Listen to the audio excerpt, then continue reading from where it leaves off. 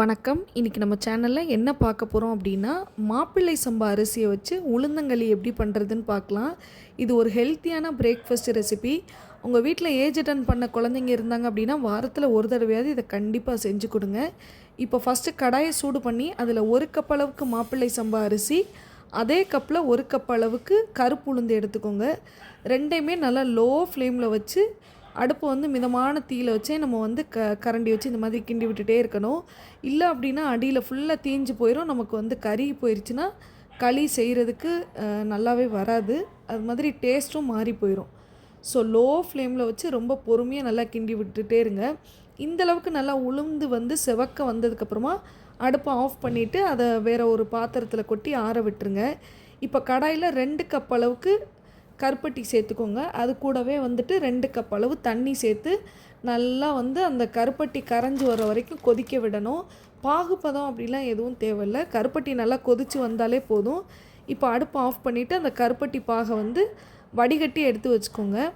இப்போ இந்த உளுந்தையும் அரிசியையும் மிக்ஸி ஜாரில் போட்டு நல்லா நைஸாக பொடிச்சு எடுத்துக்கணும். அதுக்கப்புறமா கடாயில் 2 கப் அளவு தண்ணி சேர்த்துட்டு அந்த மாவை கொட்டி நல்லா மிக்ஸ் பண்ணிக்கோங்க. இப்போ அடுப்பு ஆஃப்லேயே தான் நம்ம இதை பண்ணணும், ஆன் பண்ணிடக்கூடாது. இதை நல்லா கட்டிகள் இல்லாமல் கரைச்சி எடுத்ததுக்கப்புறமா இதிலே அந்த ஆற வச்சுருக்கிற கருப்பட்டி பாகையும் சேர்த்துக்கணும்.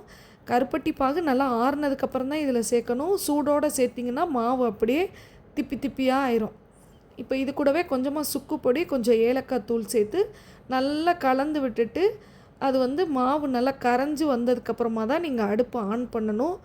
அதுக்கு முன்னாடி ஆன் பண்ணக்கூடாது. இந்த ஸ்டேஜில் அடுப்பு ஆன் பண்ணிவிட்டு இப்போ லோ ஃப்ளேமில் வச்சு கைவிடாமல் நல்லா கிண்டி விட்டுட்டே இருங்க. இது கொஞ்சம் கொஞ்சமாக ஸ்லோவாக அப்படியே கெட்டியாகி வரும். இது பண்ணுறதுக்கு ரொம்ப பொறுமை வேணும். இல்லை அப்படின்னா அது ஒரு மாதிரி கட்டிப்பட்டு களியே வீணாக போயிடும்.